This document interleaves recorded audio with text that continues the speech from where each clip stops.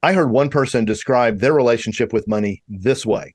In terms of my spending and my budget for the month, I think I did very good. I stuck to my budget using cash stuffing. I really didn't have any purchases that I regretted or that I felt guilty about. Everything felt very good. Where I struggled in the month is feeling a sense of lack, which I think comes down to a lot of things.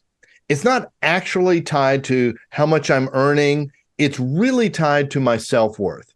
Comparing my self worth to income and status, basically, comparing myself with people online, influencers, and YouTubers. Welcome to the Live Truly Free podcast. That's very interesting to me that she stuck to budget. She didn't regret any of her purchases. And she said she felt good about the financial decisions she made that month. Yet, for some reason, there's still some hole in there it doesn't really make that much sense to me. But at the same time, I also kind of understand it because I see a lot of this happen with like my friends and other people I know where it's like social media makes it so easy to compare your financial situation to everybody else's. So, like, for example, this person, maybe they stuck to their budget all month, but they didn't get to go on a trip to Europe. And they go on Snapchat and they see one of their friends posting their vacation in Europe and posting every day that they're going to Italy and France and Germany and the UK. And to them, now there's this feeling of inadequacy because even though they're doing good in their financial situation and they're managing their finances right, they almost feel like, well, it can't be right if I'm not managing my finances like them or if I don't have the financial situation of them. Right. I mean, social media is the source of many ills, depressions, and even suicide. So it's no wonder it's going to affect your self worth, it'll eat up any self satisfaction you have about yourself. So that part I get. What I find interesting, the way this person said this stuff is they kept saying the word feel. I felt this way. I felt I did okay. But I felt a sense of lack. And maybe it's not a trip to Europe. Maybe it's just everyone got new sunglasses or something. But there's something there. And here's the bottom line to all this: money is emotional, right? I completely agree. And all this is what we're talking about reminds me of a NerdWallet survey I came across this week where it said that 62%. Wait, Nerd Wallet. Yeah, I'm not sure what they do, but Okay. they had a survey and it said that 62% of Gen Z says that social media makes them feel worse about their money. And so it's just what we're talking about. And I think that feeling comes from this quote that I've heard a few people say. I'm not exactly sure where it originates, but comparison is the thief of happiness. So because you have social media, it gives you the opportunity to compare your financial situation to quite literally everybody else in the world's. And if you compare it that way, you're never going to be happy with where you are financially. We dug into the happiness thing in regards to money. So we've done that in a previous podcast. But the feeling part of money, it wasn't until I started looking at some of these things and realizing that is a huge component. And it's not new to 2023. Money's been emotional probably ever since there was money. So Exactly. um, I'm just wondering, AJ, like, what kind of feelings do you have around money? Yeah, so I studied money in university, so I think I have a lot more of like an analytical, technical thoughts towards money, but I still feel this like there's always this like constant stress around money because I'm beginning my career right now and I'm very focused on, okay, I need to start accumulating money. It's not just about making money, but now we need to accumulate and hold that over time and ideally make that money work for me. But also there comes this time where it's like I'm also starting, as I said, I'm starting my career. So that comes with a lot of expenses like furnishing an apartment and getting a car and getting car insurance for yourself because your parents kick you off your plan. And then the quotes come back a little more higher than you expected them to be. And it just becomes when all these bills start piling up, and I know a lot of people have to experience this, like as you just get out of college, it just seems like it's a never-ending mountain of bills that you have to keep climbing up. And also at the same time, you want to figure out how can I build a mountain of money behind all this mountain of bills that I have to pay. I'll never forget. Early on, I was single and I had a duplex and I had a roommate, and this was a young guy that I was trying to help out, and so we were running a warehouse operation, and so I got him a job there, and then he had to. So he came home. This is a true story. He came home with his paycheck, and he had deposited in the bank, and I said, okay, you need to pay me a rent check, and it's some amount, and you need to. Then your share of the groceries this week was this amount, and then we have the utility bills, and it's this amount. He said, but I don't have anything left. And I said, welcome to the real world. And it feels that way. Here's what I think is so stress is a feeling, just so that you know that, AJ.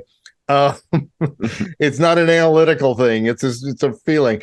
And I think what piles it on is the unexpected expenses. And I hate unexpected. I don't like unexpected change, and I sure don't like it when it comes to money. And so earlier this week, I was in the backyard or in the morning, and I heard this buzzing from the air conditioner. I go, I don't think I've heard that before. So I walk around to see what the sound gets louder, and I go, yeah, that seems definitely bad. And it was that electrical buzzing sound. And I'm like, something's going to burn up. This is going to cost hundreds of dollars. No, wait, it's going to cost thousands of dollars. And it's a pretty new unit. I just got it paid off and all of these things. And so I come inside, I go, well, I can't really hear it on the inside of the house, so it must not be that bad. So I went from this is a catastrophe to it doesn't exist. Yeah, and that's how you're avoiding the stress of, I hope I don't have to replace the AC system. Yeah, it didn't. I mean, it's just denial. And I go, no, I literally had to force myself to engage on the issue. And as it turned out, it's a cool story. There was an AC repair group across the street that day. And I went over there and just said, hey, could you just come into the neighbor's drive and just listen to this for a second and tell me if that's a problem? He wasn't even hardly at the AC, and he goes, oh, that's a problem. And I'm like, just, like the cartoon with all the dollar signs flying away or all the dollar bills flying away in your life. That's what it felt like. He comes back and he goes, look, let me just take a look at it. And in less than 5 minutes, he had fixed it. And all it was some little thing on one of the little conductor wire things, and he just kind of zit and put it back on, and nope, buzz went away. That rarely happens. Okay. I was about to say, did he do this? Did he charge you anything? I said, how much do I owe you? And he says, don't worry about it. And I'm like, oh my gosh, I didn't say it to him, but I'm thinking, you're my new AC guy forever. Yeah. All of those emotional stresses I have experienced when I've had to pay the money, when I haven't had to pay the money, or something else works out. And I mean, honestly, that goes in the miracle category. The way this whole thing came down was just a total miracle. It reveals how emotional all this is to us. And to me, and I think a big piece of that story is when he said, oh, you don't owe me anything, don't worry about this. That feeling of relief you must have felt must have been so massive. And I think that feeling of relief is kind of like adjacent to this idea that people have where it's like, if I just had more money, I would be able to answer all of life's problems. I don't think that's necessarily true. And we've talked about this before. More money often leads to more problems, actually. Now that you say that, this comes back. When I realized he had just fixed it by just jiggling some wires, literally, that's all he did, I just felt this peace and calm. It's because it couldn't be that much money. It's not catastrophic. It's going to be okay. It's going to be okay. In fact, I just want to tell all of us right now, with all the money worries you might have, it's going to be okay. It really will be. It's going to work out. I don't know how, but it will work out. And I think a lot of people are just trying to feel that feeling of relief more often with their money. And they're trying to come up with strategies and ways to do that and how to really like take control of their finances so that it doesn't feel as stressful. They know what's going on in it. One more thing on my AC dynamic, and I think this is really important, is money didn't solve the problem. And I didn't need money in that case. And I think if we open ourselves up to the possibility that we don't have to have piles of money just in case, it's good. I mean, that's super logical and smart. And I've studied money like you have, AJ, and I teach that, but the other thing is that sometimes you just have a good neighbor and they solve it. And that's what happened. Just a good neighbor. And I had never met him before, but and now he's got a good customer for life. So what was powerful for me in that story or that event is money didn't really, I was all worried about money, and money didn't fix it. Money didn't solve it. It was just good natured folks helping each other out. I know everybody's not going to be able to find a good-natured person to solve all the stress that they have about losing all their money. And so I know a lot of people are trying to figure out different strategies to take control of their money, especially in my generation. As we're entering the workforce and getting out of the schooling, we're trying to figure out, okay, how do we actually control our finances so it's not as stressful? And so if that good neighbor doesn't come to fix my AC, I can easily afford to spend the $100 for the consultation check, and they'll fix it for me that way. And one of the things I'm finding that a lot of people I'm seeing on the internet, and a couple of my friends are actually doing it, is they're turning to this thing called cash stuffing, which I'm loosely familiar with, but I'm kind of surprised that it's getting more and more popular, considering we're increasingly becoming a cashless society. So is cash stuffing something that you've used before or something you've heard about? Yeah, AJ, cash stuffing is all the rage right now with your generation. And I actually have been cash stuffing for years, and I brought some envelopes to show you guys. So I'll get these, a rebate payment or something like that, like money back on your credit card. And then at Costco, they give you a check. And so you have to take it to Costco and get cash. So I stick the cash in envelopes. Oh, look, here's 2 Ben Franklins. and the thing is, here's the thing about it. What I learned a long time ago, and this is being borne out in these studies and surveys right now, especially among Gen Z, is that this feels real. This $100 bill I'm touching it, I'm holding it, and I can go buy $100 worth of stuff with this piece of paper. Now, let me compare that to like a credit card. It's a real thing. It's real plastic, but it's not real money. This $100 bill, you can see $100. I could have thousands of dollars of credit line, but it's like you plunk it down. When I plunk down $100 bill for something, it feels real. It's real money going out. When I just, like I'm at a restaurant, we got $100 check come. I just throw the credit card on the little plastic tray. They take it, or now they do it at your table, and zip, sign the piece of paper. We're gone. I don't feel it. It's painless until the credit card statement comes.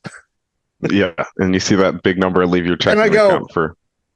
Why is the credit card bill so high this month?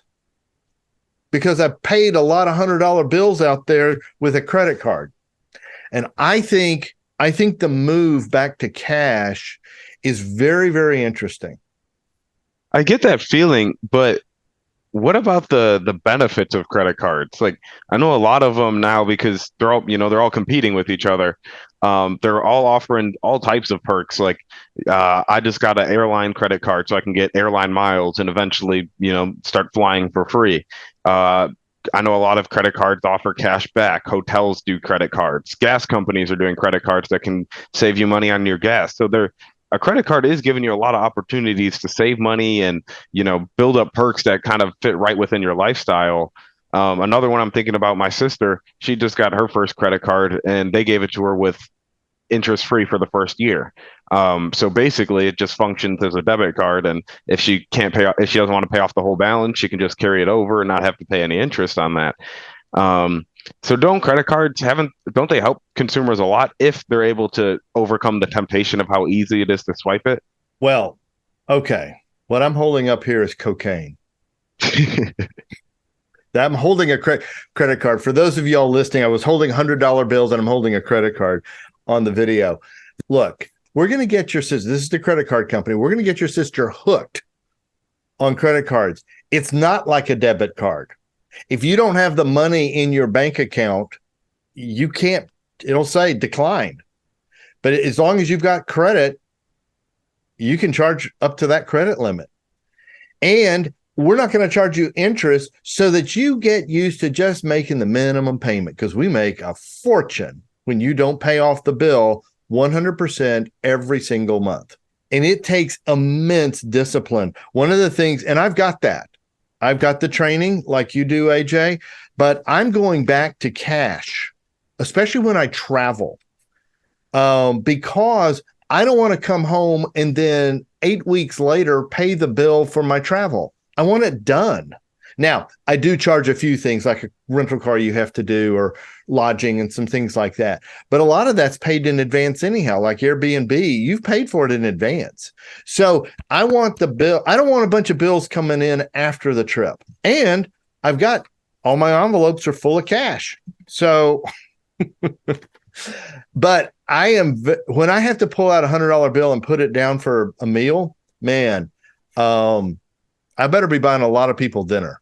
Because you feel it. Here would be my prescription.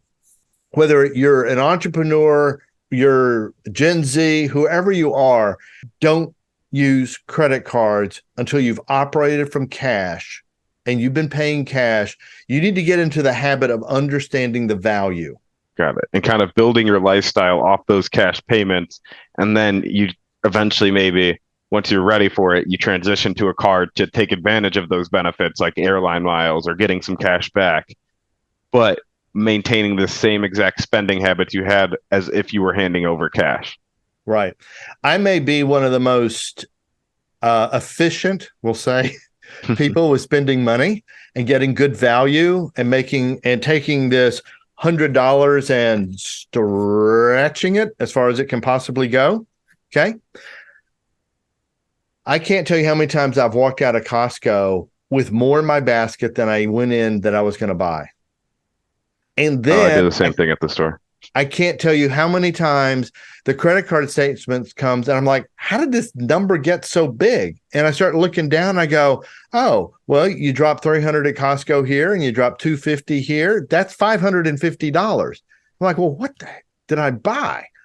And I go back and I find the receipts and I start looking at it. And I go, wait a minute, I didn't have to get that. And I didn't have to get that. And I didn't have to get that. How much would that have been? $150. And I'm one of the better ones at this. And it's not some plot by Costco or anything like that. I think in the quote that I read, the person recognized they were doing pretty good with using cash stuffing to control their expenses, but they had this other feeling that they lacked. And I think this is very insightful, they tied the lack to self-worth, and comparing on social media, which we talked about. But self-worth, you don't need social media to tie money to self-worth, okay? And you don't have to have social media to know how much you're making in relationship to other people, okay? I mean, you can tell by how much stuff they have, and stuff like they have the name brand sunglasses, okay? I don't. I've got the knockoffs, and if your self-worth is tied to money, is tied to your income, man, it gets confusing. And not only confusing, it gets shallow and hollow, and you're kind of denying a lot of aspects of your humanity, um, that make you who you are. I've tied my self-worth to money at times. Have you? Yeah, definitely. And Yeah. I think it is very easy for men to do it because you're almost like programmed to think that you are what you can contribute to society. And how do you measure what you contribute to society? Well, it's how much money you make. It's like a numerical value of your contribution, even though that's not necessarily. Okay, watch this. You go into any store in America, they've got price tags and they put a price on every single item in the store. You go to Amazon, you go anywhere, okay? There's a price for the services, there's a price for whatever. And so it's not like people get price tags put on them, but if I'm earning a certain amount of money, it's the same money that's the price tag on all these items. And there's this, because it's so, it's like, oh, I'd like that headset. How much did that cost? That's where we want to go. It's like, I'd like to try to get that. How much do I need to have for that? And so when we see, okay, I'm making a salary of X amount a month, or my business as an entrepreneur is earning a certain amount, there's a natural, before we can even stop it, value that we place on ourselves because the money defines value. Yeah. And I think one thing to pull out of that is we're not items in a store. Well, no, but the psychology still works. And you're right.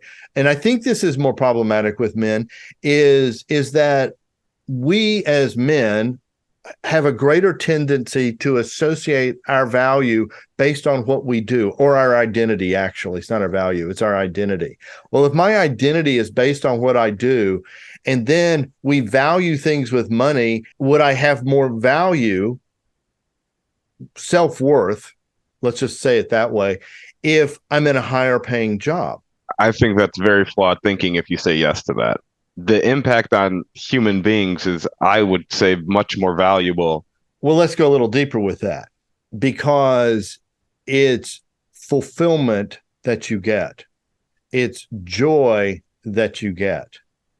Yes, those feelings are tied to your worth as well. That's why we do those things, because there's something greater than money. So when you're considering your self-worth, it's almost like you need to consider much more than money, because it's about how you feel inside.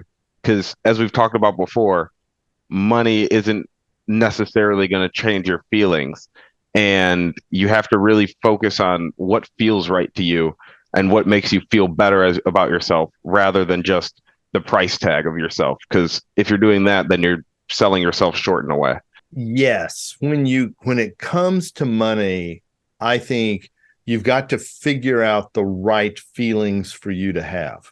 For some, it's faith comes in, and it's, there's something bigger than me in this world.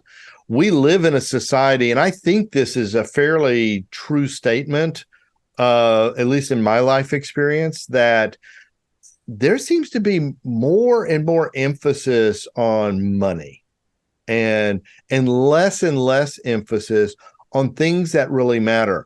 I mean, for example, what we were just talking about, human beings are relational beings. That's how we're made, and we're designed to interact with other people.